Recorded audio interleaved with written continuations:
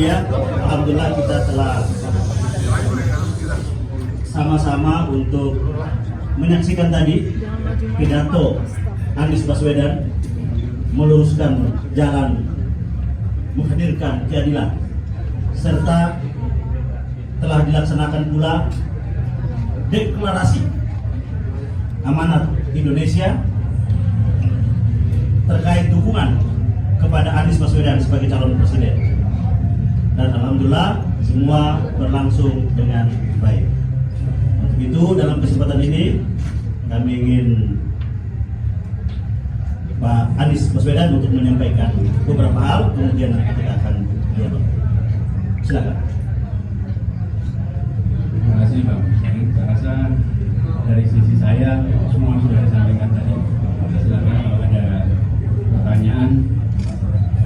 Kalau terkait dengan substansi, saya rasa tadi yang sudah diungkapkan ada rekamannya, bisa dimanfaatkan. Silakan kalau ada pertanyaan. Baik, silakan. Ada yang mau? Kita tiga dulu. Satu dari media. Ya. Dari Bisnis Indonesia. Bisnis Indonesia. Narasi. Terus dari mana? BTV. Oke, silakan langsung. Pak, pertanyaan saya ada dua aja. Pertama mungkin untuk mempertegas substansi saja. Saya dari Bisnis Indonesia. Tadi Bapak sempat mengkritisi kebijakan subsidi kendaraan listrik, terutama mobil listrik pribadi. Berarti apakah kalau misalkan nanti Bapak menjadi presiden, peraturan itu apakah akan dicabut? Yang kedua, pertanyaan saya mungkin minta tanggapannya saja Pak. Kemarin setelah Presiden Jokowi mengatakan secara halus bahwa Nasdem sudah memiliki koalisi sendiri, apa tanggapan dari Pak Anies? Terima kasih. Silakan yang kedua. Saya Abram dari Narasi, mau tanya kira-kira prediksi Mas Anies untuk seberapa panas sih Pilpres nanti, kontestasi 2024 nanti, seberapa panas? Seberapa panas? Oke, yang terakhir. Ada dua pertanyaan. Yang pertama terkait elektabilitas Mas Anies. Dari 10 lembaga survei, Mas Anies 9 di urutan ketiga dan hanya 1 di urutan kedua di SMRC. Terkait apa tanggapannya gimana terkait 10 lembaga survei yang mayoritas di nomor urut 3. Yang kedua terkait pertemuan Pak SP dengan Pak Luhut kan menyarankan untuk memberi nama bakal cawapres. Apakah sudah ada komunikasi dengan Bang SP, Pak Anies? Terima kasih. Pertama terkait dengan tadi subsidi. Jadi yang perlu kita dorong adalah peningkatan kendaraan umum dan angkutan logistik yang berbasis listrik. Ini yang harus kita dorong, dan itu juga dikerjakan Jakarta. Kenapa? Karena ketika kita berhadapan dengan persoalan seperti kota-kota Jakarta dan nanti kota-kota lain di Indonesia akan ketemu masalah seperti Jakarta, yaitu jumlah kendaraan yang jauh lebih banyak dibandingkan panjang jalan. Ketika sebuah rumah tangga menambah kendaraan listrik, hampir pasti dia tidak menukar kendaraan BBM-nya, tapi dia menjadi kendaraan tambahan. Konsekuensinya, maka dia menambah jumlah kendaraan di dalam traffic di sebuah kota. Tapi ketika kendaraan umum yang didorong dan kendaraan umumnya itu berbasis listrik, maka kita dalam satu langkah dua urusan terselesaikan.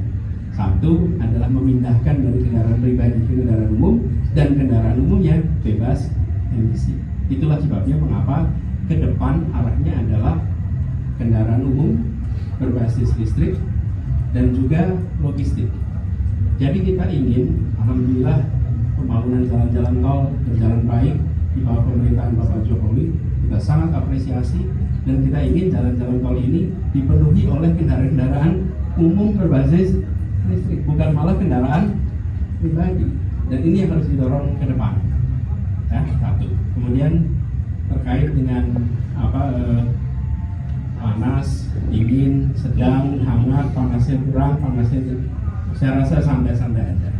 Dan kalau kita lihat ke depan, rasanya makin hari makin dewasa.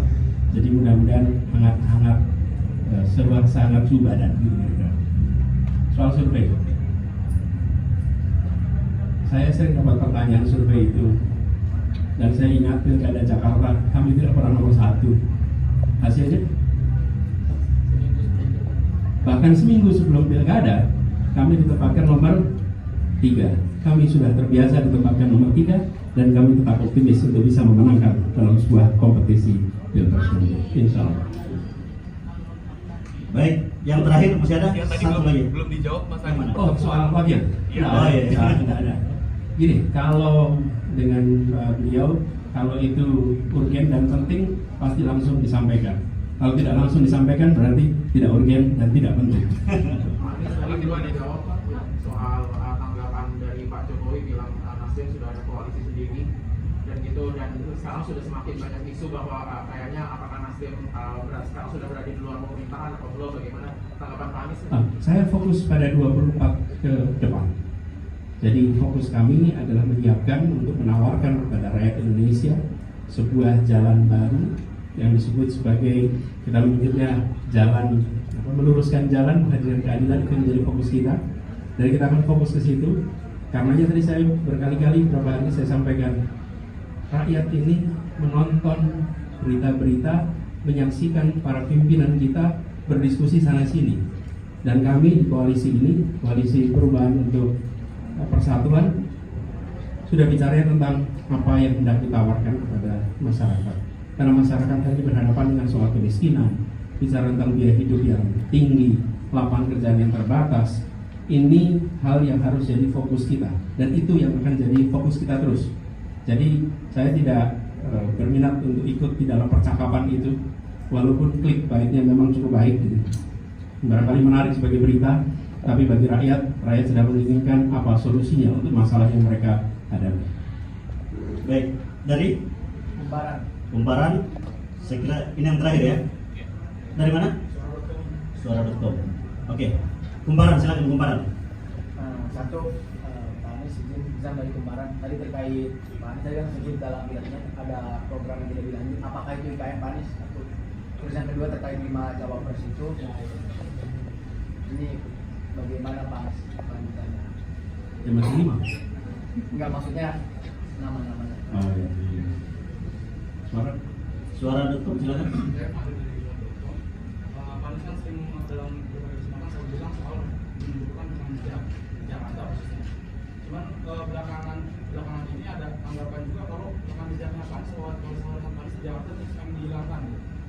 Pak Anies ya jual isu seperti itu kan. Terus yang kedua, Pak Anies juga kerap dianggap main aman untuk sekarang ini, karena tidak secara formal mungkin dengan sekarang, tapi lebih halus dan tidak dan menyinggung isu yang lain. Ya. Pertama tadi soal program ya. Nanti detailnya pada saatnya kita akan tunjukkan apa-apa saja. Pada saat ini saya ingin sampaikan bahwa visi kita adalah sebuah negara yang semakmuran, di mana kesempatan setara, potensi untuk meraih kesejahteraan setara, dari mulai akses pada pendidikan berkualitas sampai pada kesempatan kerja. Ini yang kita dorong.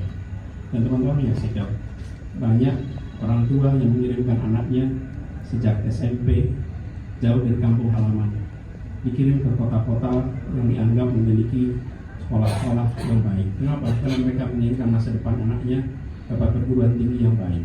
Kenapa itu terjadi? Karena akses pada pendidikan berkualitas yang tersentralisasi. Disinilah kenapa pentingnya kita mulai dengan bicara kesetaraan dari mulai akses pendidikan. Saya rasa kita semua selama kita sekolah merasakan banyak dikirim jauh. Kenapa? Karena di sana tidak muncul fasilitas pendidikan yang setara. Ini yang ingin kita hadirkan sampai pada lapangan pekerjaan. Sekarang itu item besarnya, nanti kita akan bicarakan detailnya. Kemudian 5 nama, kalau baru 3 hari belum ada perubahan sih, jawabannya masih sama dengan hari Jumat kemarin maksudnya. Baru 3 hari. Udah mengerucut. Belum, masih sama. Baru 3 hari. Terus rekam jejak. Saya rasa rekam jejak itu tidak bisa dihapus. Rekam jejak itu ada di sini. Dan saya rasa rakyat Jakarta juga bisa menilai. Dan saya setuju yang disampaikan oleh Bung Syarif tadi. Bandingkan rekam jejak. Bandingkan aja. Kalau seseorang dibandingkan dengan kesempurnaan, pasti dia tidak sempurna. Tapi bandingkan satu dengan lainnya. Rekam jejaknya, rekam gagasannya, rekam karyanya. Dan itu yang kami tawarkan. Jadi kami yakin bahwa apapun yang dikerjakan di Jakarta hari ini adalah kewenangan yang hari ini ada di tangan orang yang dilantik oleh Presiden. Biarkan itu menjalankan kewenangannya dengan sesuai dengan apa yang dimiliki. Tapi saya yakin bahwa rakyat, masyarakat akan bisa menilai. Kemudian kami fokus pada gagasan memang, kami fokus pada rekam jejak, pada karya. Karena itu saya sampaikan kita tidak fokus kepada urusan-urusan yang mungkin sekarang ini nampak menarik sebagai percakapan. Tapi rakyat membutuhkan solusi, bukan hanya ramainya percakapan. Tidak? Pak, Baik, terima kasih. Terakhir ya, oke. Buat ketum ini Oh. kan apa namanya Anies sama Hussein. Saya Baik. Reza dari mulai ini kan sebagian besar ada dari kelompok Partai Amanat Nasional ya, maksudnya Presiden. Apakah nanti ke depan akan juga garap seluruh dari anggota Partai Amanat Nasional itu untuk mendukung Pak Anies Baswedan? Nah, baik, saya jawab. Yang pertama, kita sudah mendeklarasikan dukungan tadi kepada Pak Anies. Yang kedua, kita sudah dikukuhkan pengurusnya, baik itu nasional maupun yang tingkat wilayah. Dan insya Allah kita akan terus berjuang sampai dengan 2024 Anies Presiden. Jelas ya? Tapi kan Bang Zulhas juga agak dekat nih sama Pak Anies. Apakah ada Kalau Bang Zulhas dengan Pak Anies, saya kira Pak Anies dekat dengan semua. Ya, dekat dengan semua, dan tapi juga seperti saya, ini teman-teman yang biasa di Jakarta pasti ingat, saya selalu di Jakarta itu kerja semuanya percakapan dilakukan, udah selesai baru pengumuman. Kami tidak biasa, betul-betul tidak biasa menyampaikan segalanya di saat belum matang. Kenapa? Karena ingin rakyat itu melihat pemegang kewenangan itu mengambil sikap yang bertanggung jawab dan tidak membingungkan. Hari ini A, besok B, lusa C. Bagi rakyat ini mau kemana arah republik ini? Kalau kita gonta-ganti, karena itulah sementara kita tahu, teman-teman juga tahu kan dalam sebuah pembicaraan pasti ada dinamika. Biarkan dinamika itu selesai, baru sampaikan kepada publik. Dengan cara begitu maka masyarakat akan melihat ungkapan dari pemimpin-pemimpinnya adalah ungkapan yang bisa dipegang, bisa diandalkan. Dan itu yang kami lakukan sekarang. Jadi kami bertiga partai tuntas bicara ke publik. Nih ada faktanya, ini itemnya 1, 2, 3, 4. Prosesnya panjang. Di dalam proses itu tidak banyak atraksi. Teman-teman lihat, tidak banyak atraksi. Walaupun ada dinamikanya di dalam, tapi ya itulah sebuah proses diskusi menuju arah yang kita inginkan. Nah, ini yang kita pegang dan ke depan juga begitu. Jadi walaupun ada percakapan dengan mana-mana, tapi nanti kalau sudah selesai baru kita laporkan, ya. Jadi pada baik, saya kira gitu ya.